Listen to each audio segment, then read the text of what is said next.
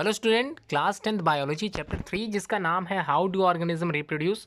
Most important chapter और most important topics जो board के एग्जाम में पूछे जाते हैं उसी पर आज मैं लेक्चर दे रहा हूं और मैं उम्मीद करता हूं आप लोग इस वीडियो को एंड तक ज़रूर देखोगे। ये जो वीडियो बनाने के लिए जो प्रयास किया गया था वो स्टूडेंट पीयूष के द्वारा किया गया था। मुझे जो है बताया गया था उसको ये टॉपिक समझ में नहीं आ रहा था, ये चैप्टर समझ में नहीं आया, जिस कारण मुझे ये वीडियो फिर से बनानी पड़ रही है। तो अच्छे से इसी तरह से ये वीडियो आप लोग भी मुझसे कह सकते हैं कि अगर कहीं डाउट होता है आप लोग तो आप लोग बता सकते हैं अपने डाउट्स को। जहाँ पर कुछ भी समझ में नहीं आ रहा है आप लोग इंडिविजुअल अपने स्कूल की बुक से भी आप लोग पेज भेज सकते हैं। कोई डाउट है बिल्कुल बताऊंगा, मैं हर एक डाउट आप लोगों को क्लियर कराता चलूँगा, समझाता चलूँगा। तो चलिए स्टार्ट करते हैं मोस्ट इंपॉर्टेंट टॉपिक से। तो सबसे पहला रिप्रोडक्शन होता क्या है। तो सबसे पहले चैप्टर में आप लोगों ने पढ़ा था वाइटल एक्टिविटीज़ के बारे में और सबसे पहले ही चैप्टर में आप लोगों ने लाइव प्रोसेसेस के बारे में भी पढ़ा था।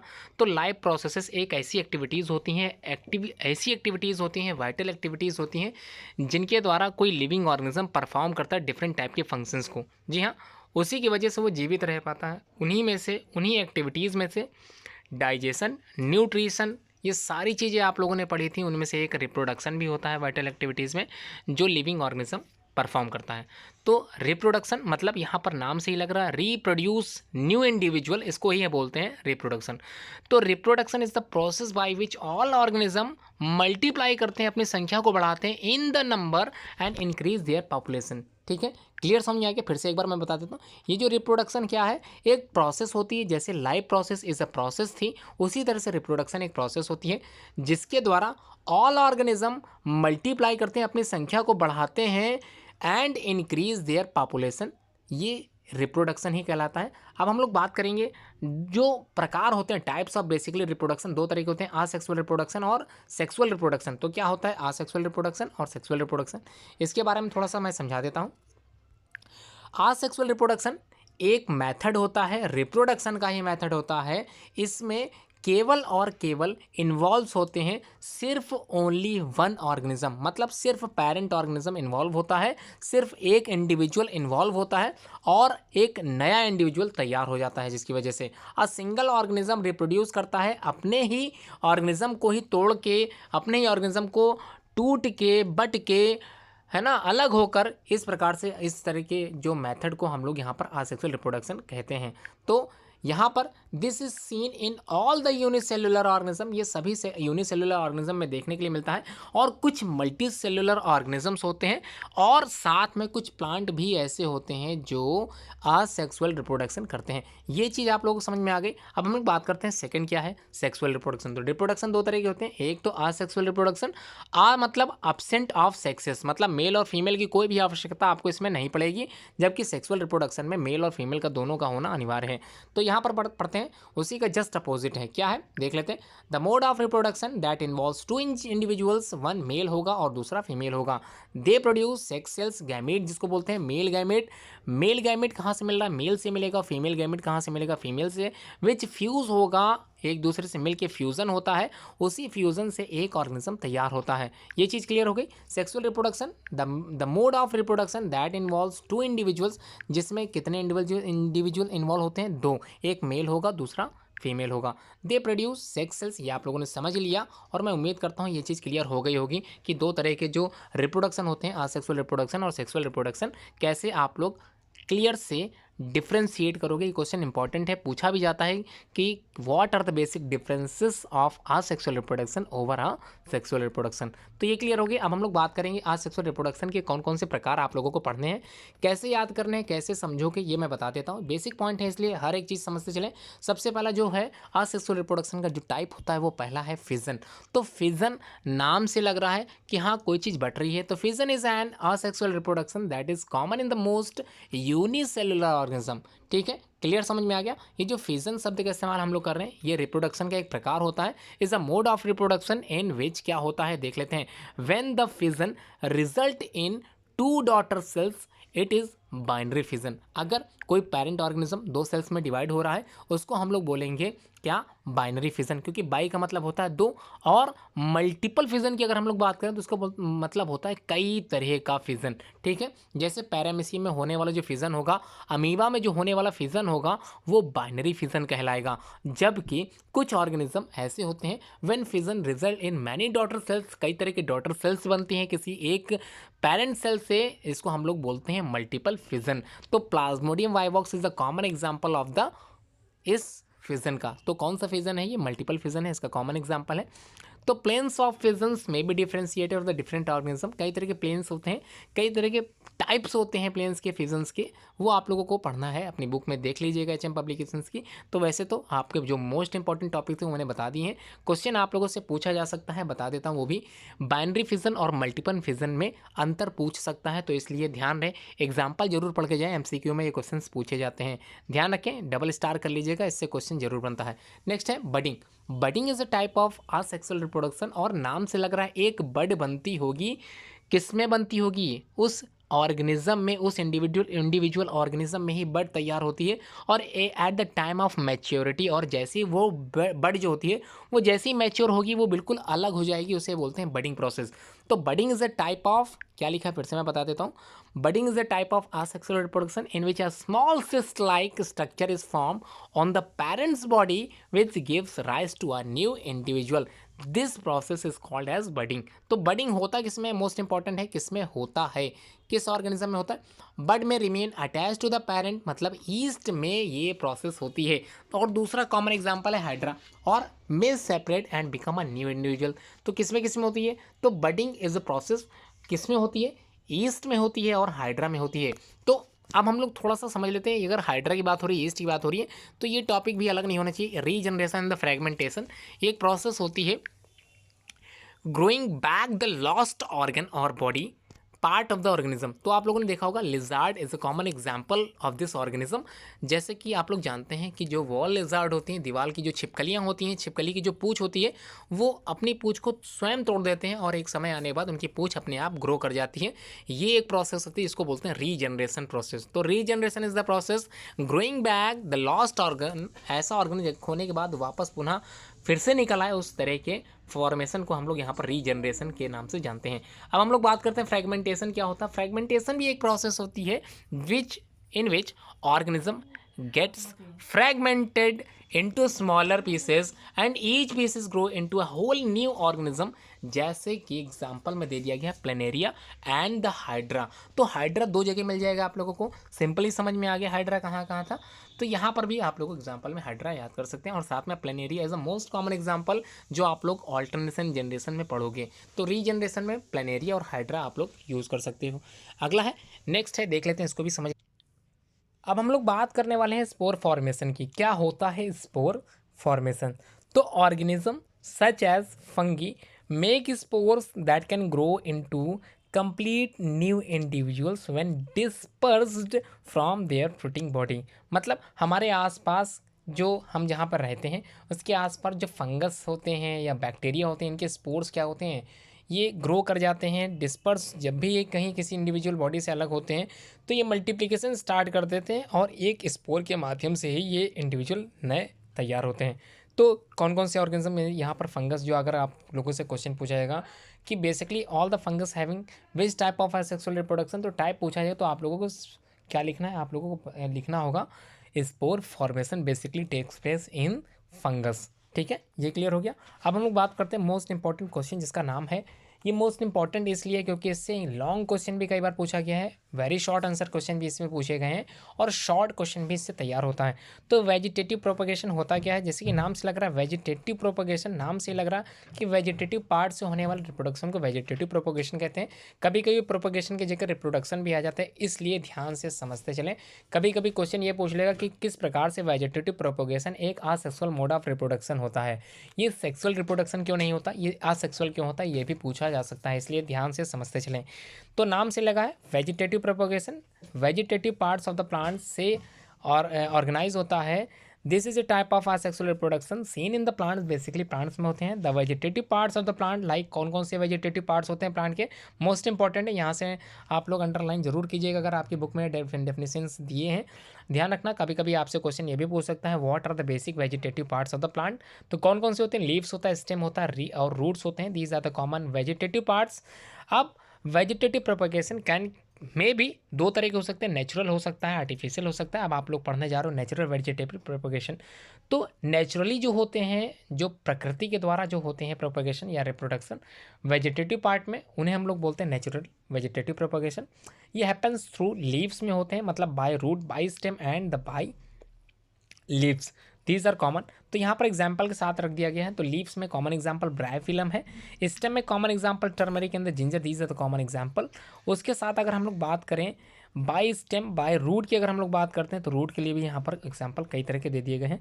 तो अब हम लोग बात करेंगे artificial method include cutting, grafting, layering and the plant tissue culture, these are the common methods of artificial vegetative propagation, जिनकी सहायता से आज हम लोग कई तरह की नस्लों को, कई तरह की प्लांट वैरायटीज़ को उत्पन्न कर रहे हैं और क्रॉप प्रोडक्शन में इसकी सबसे ज़्यादा भागीदारी रहती है। ठीक है, ये आप लोग समझ गए होंगे। अब हम लोग बात करेंगे सेक्सुअल रिप्रोडक्शन इन ह्यूमंस में। तो ये जो बात हो रही थी, सेक्सुअल रिप्रोडक्शन की बात हो रही थी, अब हम लोग बात करने वाले हैं sexual reproduction in human. Most important है, दो में से एक जरूर आता है, मेल रिप्रोडक्टिव पार्ट से चाहे फीमेल रिप्रोडक्टिव पार्ट से।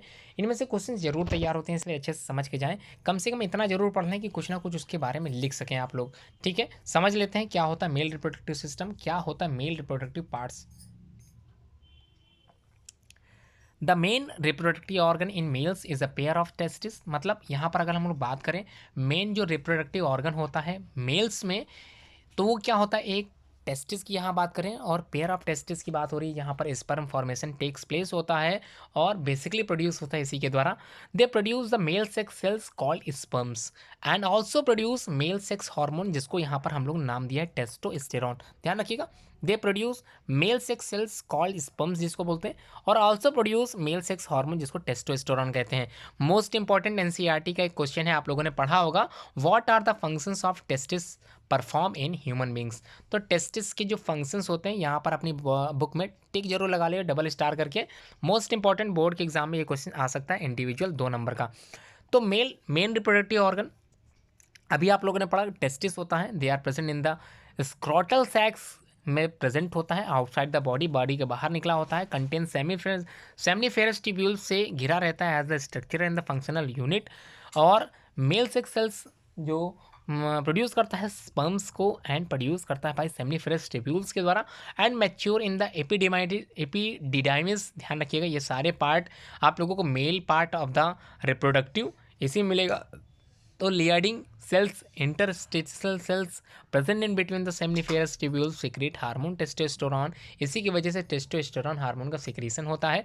Mail accessory reproductive organ, several accessory reproductive organ that aid in the reproductive process में जोड़ दिए जाते हैं, जैसे यहाँ पर बात की जा रही है the prostate gland and the seminal vesicles are gland of reproductive system which makes semen and nourish the sperms. तो सीमेन, कभी एक क्वेश्चन आया था what do you mean by the semen, तो यहाँ पर सीमेन से आप लोग समझ गए होंगे, यहाँ पर vesicles are gland of the reproductive system which make semen and the nourish the sperms. तो ये चीज़ समझ में आ गई होगी आप लोगों को, मैं उम्मीद करता हूँ। Penis having urethra passing through it is called copulatory organ. तो copulation basically done by the penis. तो पेनिस की सहायता से ही क्या होता है, जो स्पर्म्स होते हैं वो फीमेल रिप्रोडक्टिव पार्ट में पहुंच जाते हैं with the help of that one. ठीक है, तो पेनिस की सहायता से। लेकिन जो स्पर्म फॉर्मेशन बेसिकली होता है वो कहाँ से सिक्रीट होता है, प्रोड्यूस कहाँ से होता है, ये आप लोग समझ। तो ये चीज़ क्लियर हो गई, which make semen and the nourish the sperms, penis having urethra passing through, this is called copulatory organ. तो कपुलेटरी ऑर्गन क्या है, पेनिस है जिसकी वजह से कॉपुलेशन टेक्स प्लेस। ठीक है, अब male ducts in males, the vas deferens, most important, इसको अपनी बुक में जरूर टिक लगाइएगा, अपनी कॉपी में या अपने दिमाग में जरूर रखिएगा ध्यान में।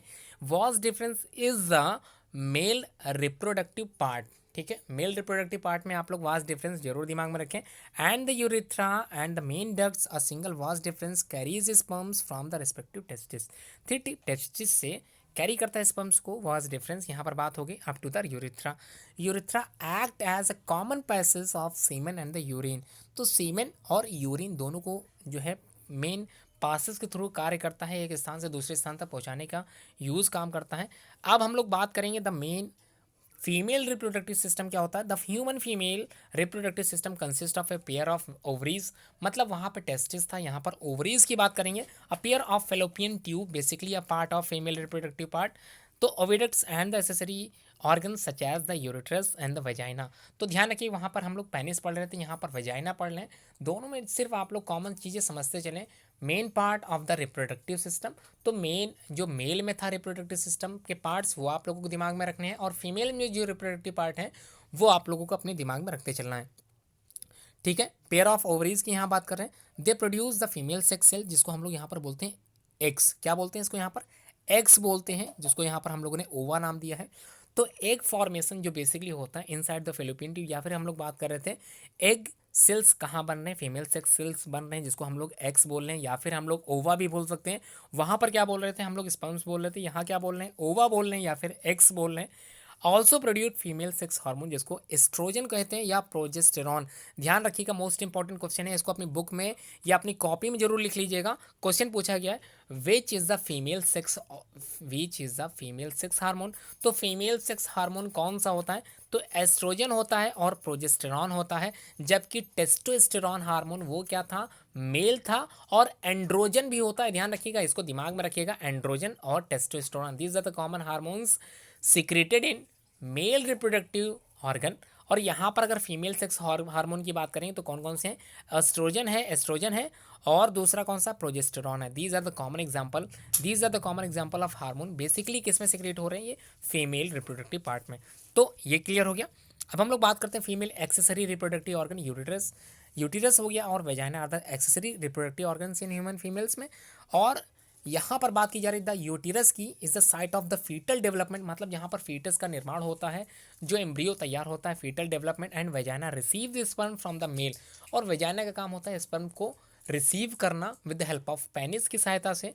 तो ये चीज़ आप लोग समझ गए हैं। मेंस्ट्रुअल साइकिल, ये क्वेश्चन इंडिविजुअल कई बार पूछा गया बोर्ड के एग्जाम में। तो साइकिल से समझ में आ रहा है, पर मंथ होने वाली एक साइकिल है जो बेसिकली फीमेल्स में होती है, मेंस्ट्रुअल साइकिल हम लोग बोलते हैं।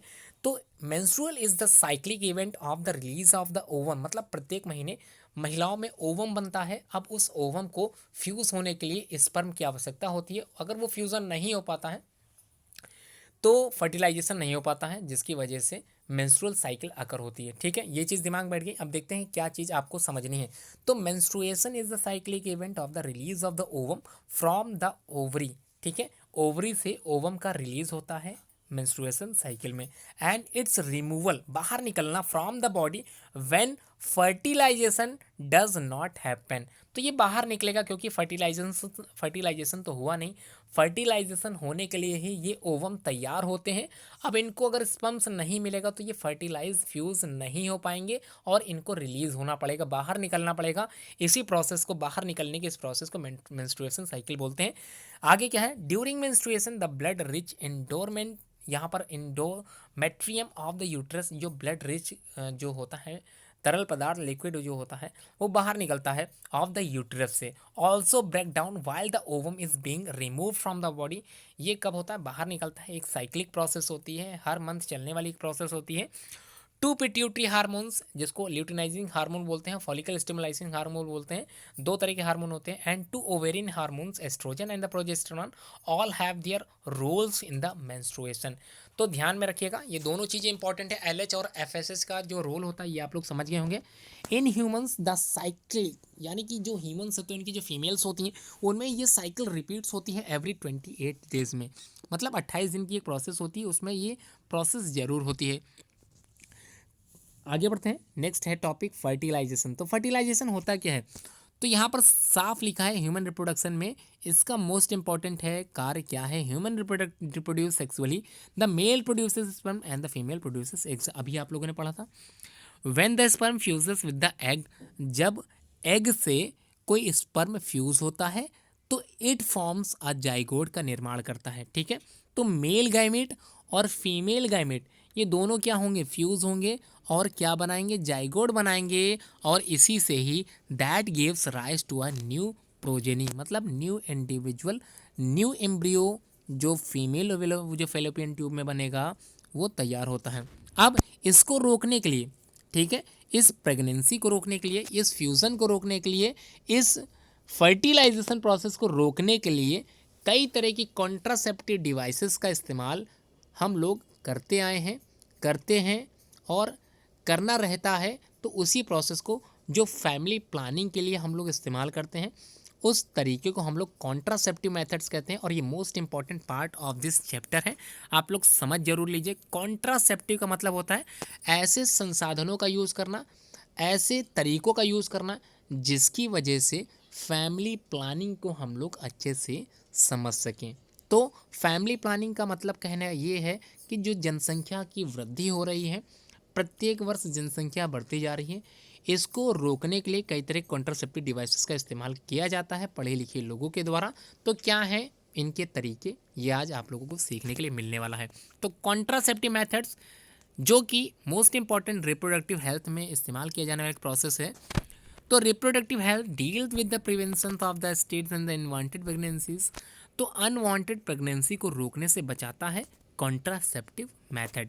तो understanding the reproductive system is also a part of the reproductive health awareness. मतलब ये जो रिप्रोडक्टिव सिस्टम का ही एक भाग होता है जो हेल्थ अवेयरनेस को बढ़ावा देता है। कौन कौन से कॉन्ट्रासेप्टिव्स डिवाइसेस होती हैं, इनका इस्तेमाल जो है ह्यूमंस के द्वारा किया जाता है, इसको मैं बता देता हूँ, समझा देता हूँ। मोस्ट इंपॉर्टेंट अपनी बुक से जरूर पढ़ें, कई तरह के मेथड इसमें आप लोगों को मिल जाएंगे। स्टार है, डबल स्टार करके लिखिएगा। Contraceptives are devices that prevent unwanted pregnancy and help avoid STDs. तो contraceptive can be of various types such as mechanical barriers, hormonal, chemical methods, surgical methods, etc. Reproduction in plants. अब हम लोग बात करेंगे reproduction in plants की। तो reproduction in plants basically कैसे समझना है आप लोगों को, प्लांट्स के जो फ्लावर है उसको अच्छे समझना है। ये हैपन्स होता है थ्रू द फ्लावर्स के माध्यम से, एसेंशियल वर्ल्स कहलाते हैं। कौन कौन से वर्ल्स होते हैं? Basically 4 whorls are present in the flower such as androecium, gynoecium, help in the sexual reproduction of the plant. मतलब 4 वर्ल्स में जो वर्ल्स होते हैं उनको 2 भागों में डिवाइड किया गया है, एक एक्सेसरी वर्ल्स और दूसरा जो होता है वो रिप्रोडक्टिव वर्ल्स। तो एक्सेसरी मतलब जो सहायक होते हैं और रिप्रोडक्टिव मतलब जो रिप्रोडक्शन में सहायता करते हैं। तो रिप्रोडक्टिव यहाँ पर दे दिए गए हैं androecium and gynoecium, these are the common reproductive whorls कहलाते हैं। जबकि कैलिक्स और कोरोला जो होते हैं ये एक्सेसरी वर्ल्स कहलाते हैं फ्लावर के, ठीक है। तो longitudinal section of the flower आप लोगों को सीखना है, आपकी बुक में बना होगा, मैं उम्मीद करता हूँ आप लोगों ने पढ़ भी लिया होगा। आप लोग जानते भी होंगे कई तरह के जो सेक्शंस होते हैं आप लोगों को फ्लावर्स में, आप लोगों को पता होने चाहिए। जैसे female part of the flower में अगर आप लोग पढ़ेंगे तो फीमेल पार्ट क्या होते हैं? Style, stigma, ovary, these are the common part of the female. और इसी फीमेल पार्ट को हम लोग यहाँ पर गाइनोसियम बोलते हैं, इसलिए गाइनोसियम को आप लोग अच्छे समझें। उसी तरह से mail part of the flower में आप लोग क्या पढ़ोगे? एंथर पढ़ोगे, फिलामेंट पढ़ोगे, कनेक्टिव पढ़ोगे, ठीक है। ये चीज़ समझ में आ गई। Non essential part of the flower अभी आप लोगों ने पढ़ा था जिसको एक्सेसरी वर्ल्स बोलते हैं, उसमें सेपल्स और पेटल्स आएंगे। इसी में कैलिक्स और कोरोला का रोल आप लोग सीखोगे। तो ये बचाते हैं, जैसे sepals protect the inner dedicate whorls during the bud condition, also perform photosynthesis if they are green in colour. Petals क्या करते हैं? व्हेन दे आर कलर्ड होते हैं, अट्रैक्ट करते हैं इंसेक्ट को फ्रॉम द पॉलिनेशन। तो ये कभी कभी बेसिक क्वेश्चन पूछ लिया जाता है एमसीक्यू में कि which part of the flower जो अट्रैक्ट करता है इंसेक्ट को फॉर पॉलिनेशन के लिए, तो ये आंसर क्या होगा? पेटल्स होगा। अब essential whorls for the flower, ये अभी आप लोगों ने पढ़ा, रिप्रोडक्टिव होते हैं, gynoecium and the androecium, these are the common whorls होते हैं, रिप्रोडक्टिव होते हैं। अब यहाँ पर एंड्रोशियम में आप लोगों ने पढ़ा था, एंड्रोशियम मतलब male part of the flower, ध्यान रखिएगा मेल पार्ट होते हैं, मेल पार्ट में ही आप लोगों को एंथर्स मिलेंगे जिसके अंदर आप लोगों को पॉलन ग्रेन्स मिलते हैं, मेल गैमेट कहलाते हैं। Gynoecium produce ovules which are female gamete. तो गाइनोसियम मतलब female part of the flower. Bisexual flower contains both whorls, मतलब मेल और फीमेल दोनों तरह के वर्ल्स होते हैं। Androecium is called as stamen, ध्यान रखिएगा एंड्रोसियम मतलब male part of the flower को हम लोग यहाँ पर स्टमेन कहते हैं, और जो फीमेल होता है उसको पिस्टिल बोलते हैं। ये आप लोगों को सीखना पड़ेगा, समझना पड़ेगा। फ्लावर के सारे वर्ल्स आप लोगों को पता होने चाहिए। Each individual member of gynoecium is called pistil कहलाता है and consist of stigma, style, ovary और पॉलिनेशन। अब आप लोग समझ लीजिए पॉलिनेशन का काम क्या होता है। Most important terms, most important points है ये पॉलिनेशन। तो pollination the process of transfer of pollen grains from anthers to the stigma of a flower is known as pollination. अगर खुद के ही फ्लावर में ही, खुद के प्लांट के ही फ्लावर में ही ये प्रोसेस हो रही है तो सेल्फ पॉलिनेशन है। और उसी वैरायटी ऑफ द प्लांट से दूसरे मतलब प्लांट की वैरायटी सेम होनी चाहिए और फ्लावर डिफर होने चाहिए, तब उस तरह के पॉलिनेशन को बोलते हैं cross pollination. It is required for the fertilization. Pollination have two types के होते हैं, जिसको ऑटोगेमी भी बोलते हैं, एलोगेमी भी बोलते हैं। कभी कभी क्वेश्चन ऑटोगेमी एलोगेमी से भी आ सकता है, तो इसको अच्छे से समझे। In self pollination transfer of pollen grains takes place from anther to the stigma of the same flower or another flower of the same plant। ध्यान रखिए सेम प्लांट में होने वाली प्रोसेस को बोलते हैं सेल्फ पॉलिनेशन, जबकि उसकी वैरायटी सेम होनी चाहिए, फ्लावर ध्यान है वैरायटी सेम होनी चाहिए और प्लांट अलग अलग होने चाहिए, उस तरह के प्रोसेस को बोलते हैं क्रॉस पॉलिनेशन। क्लियर हो गया। अब हम लोग बात करते हैं मैनी पॉलिनेटिंग एजेंट्स जो होते हैं जिनकी वजह से पॉलिनेशन टेक्स प्लेस होता है। एयर होता है, तो वाटर होता है, एयर होता है, कई तरह के इंसेक्ट्स होते हैं, इंसेक्ट जो कीड़े होते हैं या भंवरे होते हैं, मधुमक्खियाँ होती हैं, कई तरह की प्रोसेस कंप्लीट होती है। अब आप लोगों को फर्टिलाइजेशन समझा देता हूँ। Fusion of male and female gamete to produce, आप लोगों ने पढ़ा था, फ्यूज़न मेल और फीमेल गैमेट के बाद, फ्यूज़न होने के बाद एम्ब्रियो जो बनेगा फर्टिलाइजेशन के बाद, उसी प्रोसेस को हम लोग बोलते हैं fertilization. In flowering plant after pollination the pollen generation on the stigma's surface of pistil and generate two male nuclei, ये जो बनाते हैं, और ovule has egg cell and two polar nuclei. One male nucleus fuse हो जाता है, दूसरा polar nucleus and forms triploid endosperm. और इसी तरह के जाइगोट फॉर्मेशन को यहाँ पर हम लोग ट्रिपल फ्यूजन के नाम से भी जानते हैं। और यहाँ पर डबल फर्टिलाइजेशन आप लोग सीखते जरूर चलें। एंजियोस्पर्मी का मोस्ट इंपॉर्टेंट जो है फीचर होता है, जिसको हम लोग यहाँ पर सीखते आए हैं। तो these are the common parts, these are the common important parts of this chapter जो मैंने आज समझाए हैं। बेसिक पार्ट था और मैं उम्मीद करता हूँ ये बेसिक पार्ट आप लोग समझ गए होंगे, इनको अच्छे से समझ लें। आने वाली वीडियो जल्द ही मैं और अच्छे से बनाऊंगा। आज बेसिकली ये वीडियो जो बनाई गई है वो पीयूष के लिए बनाई गई है। मुझे उम्मीद है पीयूष को समझ में अच्छे से आ गया होगा। अगर आपको भी कहीं डाउट है तो आप लोग भी पीयूष की तरह ही इंडिविजुअल व्हाट्सएप करके मुझसे पूछ सकते हैं, मैं ज़रूर बताऊंगा। अगर आपका कोई कन्फ्यूज़न बायो से रिलेटेड है या अदर किसी सब्जेक्ट से रिलेटेड है, वो मैं समझाता चलूँगा। चलिए, पूरी वीडियो देखने के लिए, एंड तक देखने के लिए आप सभी लोगों का धन्यवाद।